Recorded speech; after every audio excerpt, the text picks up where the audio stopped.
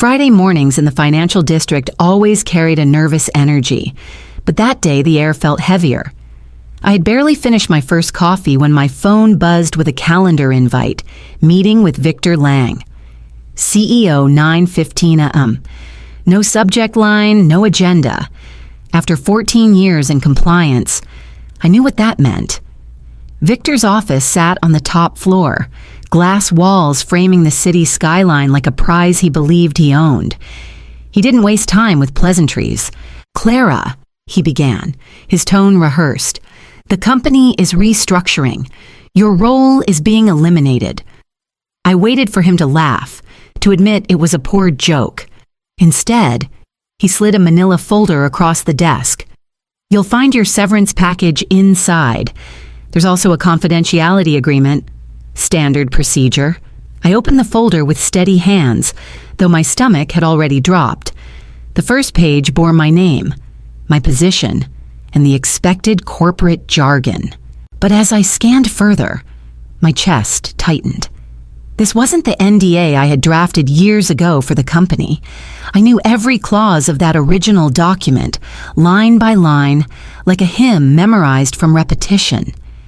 This version was different. The section that once allowed disclosure to regulators in cases of suspected fraud was gone, replaced by vague language about absolute confidentiality. Victor mistook my silence for compliance. "You'll, of course, want to sign today. We'd like everything concluded before the weekend." I looked up at him, the man whose reckless decisions I had covered for, whose shortcuts I had quietly corrected to keep the firm in good standing. 14 years of late nights and sacrificed weekends condensed into a handshake dismissal. "I'll review it," I said evenly, sliding the folder back into my briefcase. He nodded, already turning toward his window, dismissing me as though I were a forgotten email. Walking out, I passed colleagues whispering near the elevators, their eyes sliding away from mine. I forced myself to keep my steps calm, but inside, something was shifting. The company hadn't just fired me, it had tried to erase me. And as I stepped back into the noise of the street, I knew the story wasn't ending there, but beginning again with what waited for me to discover on Monday. I returned to my office with the folder heavy in my bag, the weight of it pressing against me like a reminder that everything had shifted in less than an hour. My desk looked the same, files stacked neatly, Post-it notes reminding me of deadlines that no longer belonged to me, but the space already felt foreign. I pulled out a cardboard box from the supply closet and began the ritual of packing. The sound of my stapler clattering into the box seemed louder than usual, as though the walls themselves were marking my exit. I kept my head down, but the murmur of voices drifted through the corridor. "She'll be stepping in next week," one of the junior analysts whispered, not realizing the door was slightly ajar. Miranda Lang, straight from Victor's shortlist. My breath caught. Miranda, the daughter who had never set foot in compliance, who thought corporate governance was a nuisance best left to underlings. She was stepping into the position I had built with 14 years of sleepless diligence. A shadow fell across my doorway. Elena Torres, the HR director, stood there with her clipboard. She didn't look at me directly. "Clara, I'll need your badge by end of day." Her voice was clipped, efficient. She waited for me to hand over the small rectangle of plastic that had been my key to this place for over a decade. When I gave it to her, her eyes flickered briefly toward the floor. She knew. She was complicit. I closed the box and slid it off the desk, the scrape echoing down the hall. Colleagues avoided my gaze, suddenly absorbed in emails or screensavers. The silence around me felt deliberate, as though my departure had already been edited out of the company's story. As the elevator doors closed, I caught a final glimpse of Victor's corner office, sunlight flashing against the glass. They thought they had replaced me with blood ties, but I knew the truth. Nepotism always leaves fingerprints. And when I reached home, I would begin retracing every mark they had left behind. The subway ride home was crowded, but I barely noticed. My thoughts replayed years of service like a film reel I hadn't asked to watch. 14 years condensed into scenes of loyalty that now tasted bitter. I remembered the first crisis Victor had thrown at me. A regulator flagged discrepancies in one of our investment reports. Victor wanted to bury it, but I stayed late, combed through spreadsheets, and corrected every line before dawn. By morning, the regulator had a clean file, and Victor had another reason to treat me as invisible. My silence had protected him. There were dozens of nights like that. I covered for his reckless shortcuts, smoothing edges before they tore the company open. I defended him during hearings, crafting statements that disguised risk as strategy. My reward was a polite nod in the boardroom and an inbox that never stopped filling.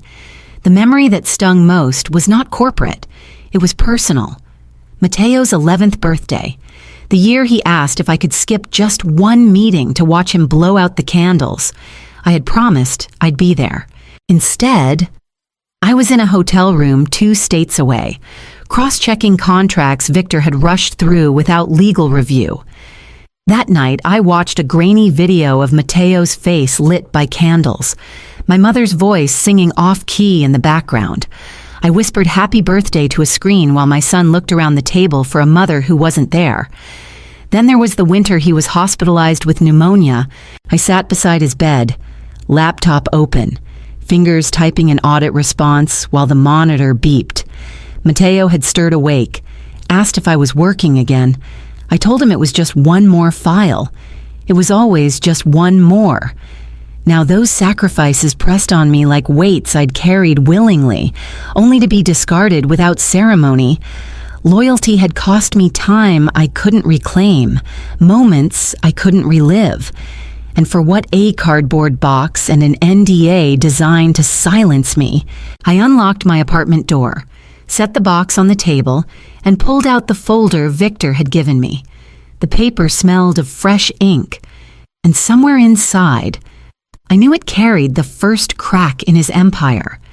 I cleared space on the dining table and laid out the folder Victor had pressed into my hands. The apartment was quiet except for the hum of the radiator, but my mind buzzed louder than the city outside. I read the document once, then again, line by line. My lawyer's instinct awakened like muscle memory. The more I scanned, the more wrong it felt. I pulled out my old lockbox from the closet, the one where I kept past drafts, regulatory notes, and contracts I had fought to preserve. From the bottom of the stack, I retrieved the original NDA I had drafted for the company years ago, complete with my annotations in blue ink. Side by side, the 2 versions looked like twins at first glance, but one had been altered, its features twisted into something unrecognizable. In the original, Section 4.2 stood as a safeguard employees were permitted to disclose information to regulators in cases of suspected fraud or criminal activity. It was a clause I had argued for fiercely, a safeguard that had earned me raised eyebrows in the boardroom but had ultimately been accepted. Now, in Victor's new version, that clause was missing. In its place sat vague language about absolute confidentiality under all circumstances. I traced the words with my finger. This wasn't oversight. It was intent. By erasing the clause, Victor had effectively gagged anyone who might expose what was happening inside. And with my signature, I would have been trapped in that silence. I leaned back, the weight of the discovery pressing into my chest. If regulators ever saw these conflicting documents, the implication was clear: every concealed deal, every misrepresentation could be recast as fraud, shielded only by a manipulated contract. And the person who had signed those contracts wasn't me, it was Victor himself. The ink on his signature would become the noose around his empire. I gathered both documents, slid them into a fresh folder, and locked them away again. My years of silence had been his shield.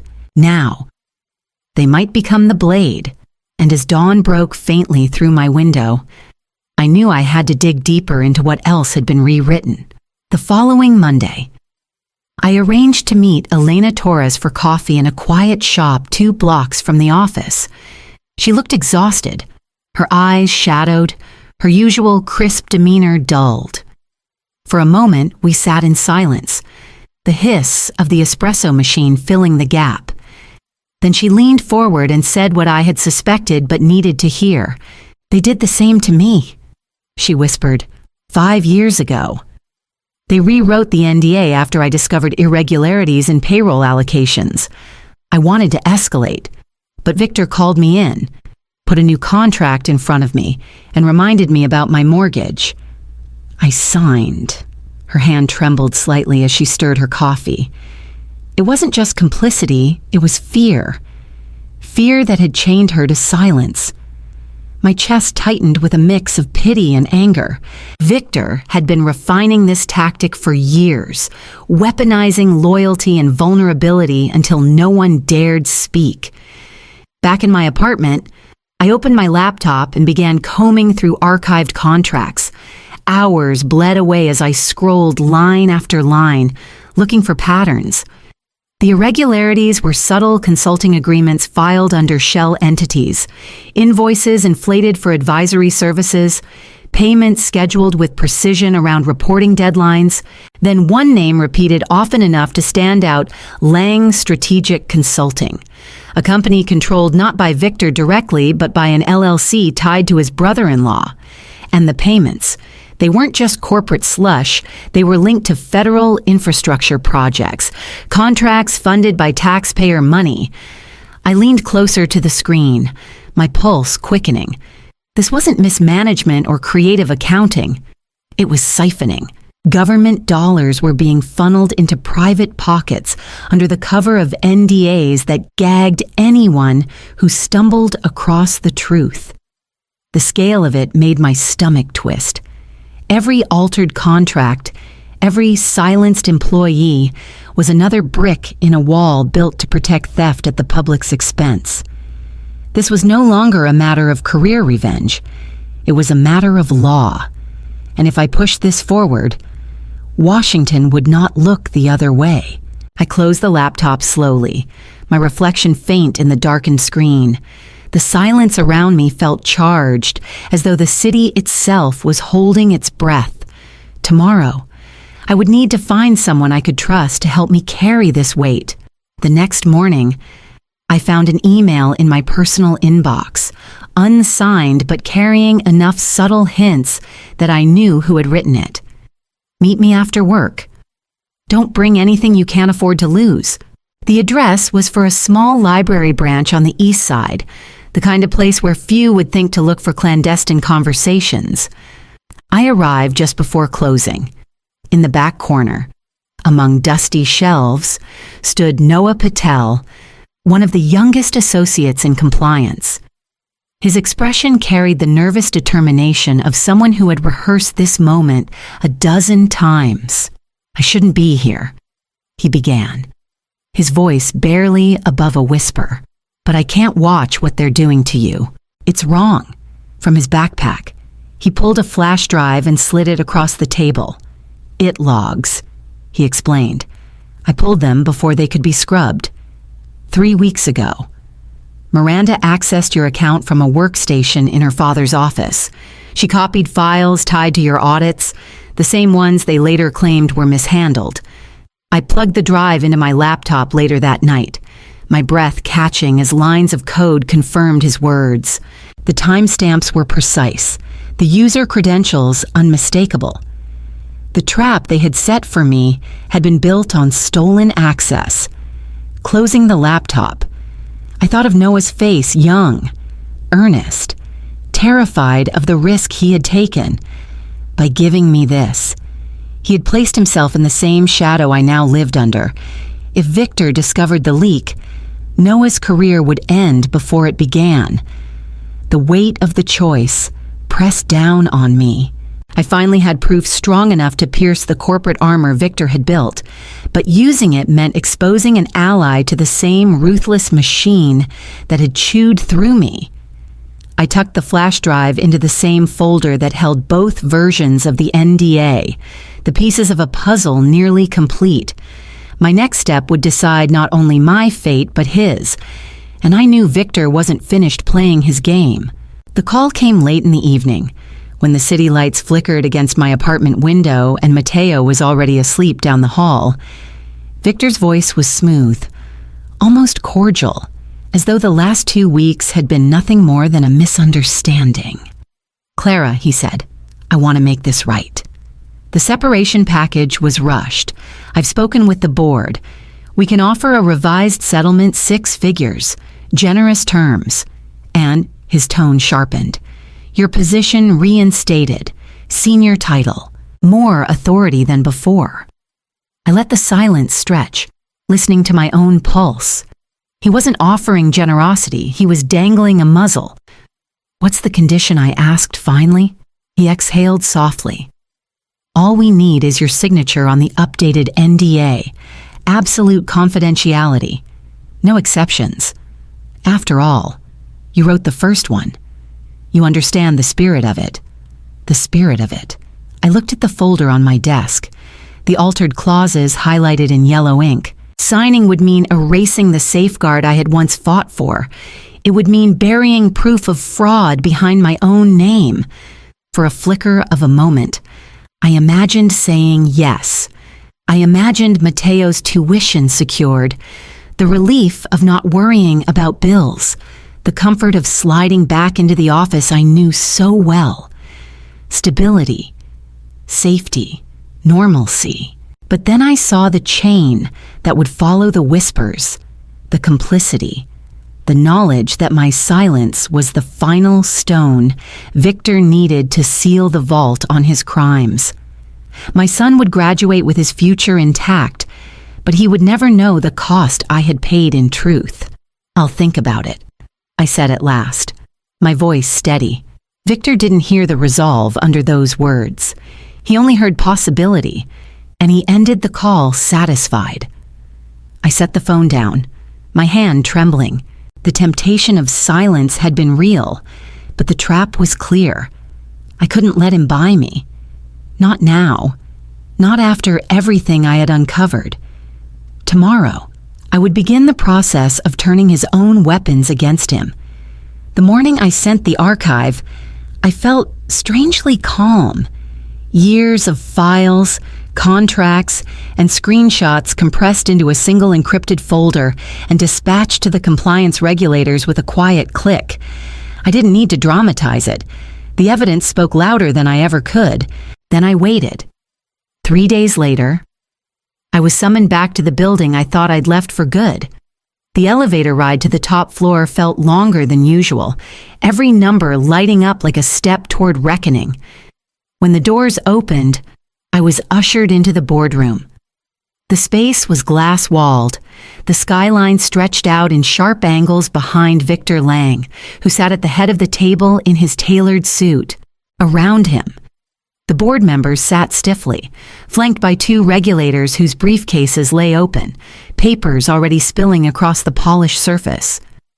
Miranda was there too, pale but defiant, her jaw set as if sheer will might rewrite the logs tied to her name. The regulators began methodically, side-by-side comparisons of NDAs, the original draft with my notes, and the altered version used to silence employees. Clauses missing, signatures inconsistent, dates that betrayed fabrication. Then the IT logs appeared on the screen, highlighting Miranda's unauthorized access to my accounts. The timestamps undeniable. Victor tried to interrupt, his voice booming across the glass. "This is a witch hunt." Clara was a disgruntled employee, but his words collided with evidence thicker than air. One regulator held up the audit trail, printed copies of contracts funneled through shell entities, payments tied to federal projects. Another read aloud an email chain in which Victor himself approved inflated invoices. The board shifted uncomfortably. Men and women who once laughed at his jokes now stared at their notepads, avoiding his eyes. Victor's composure cracked, his voice slipping from confidence to rage, then to pleading. I sat quietly at the far end, hands folded, watching the storm I had only nudged into motion. Each page turned was another strike against him, each silence from the board another nail in the coffin he had built. When the meeting adjourned, Victor's shoulders sagged under the weight of his unraveling empire, and I knew the collapse had only just begun. By the next morning, the story was everywhere. News outlets ran headlines about frozen contracts and pending federal inquiries. Clients who had once boasted about their ties to Lang Capital were suddenly issuing public statements of reviewing business relationships. The stock ticker scrolling across my television bled red. Each percentage drop another fracture in the empire Victor had built on deception. Inside the office, chaos became routine. Regulators demanded files. Board members held emergency calls, and whole departments whispered in corners. Miranda's resignation came swiftly, wrapped in the bland language of personal reasons. I saw her leave the building with sunglasses on, a resignation letter folded in her hand like a shield against the cameras waiting outside. Victor did not retreat quietly. He stormed into the smaller conference room where I had been asked to wait, his face flushed with fury, tie askew. "You," he spat, pointing a trembling hand. "You've poisoned this company."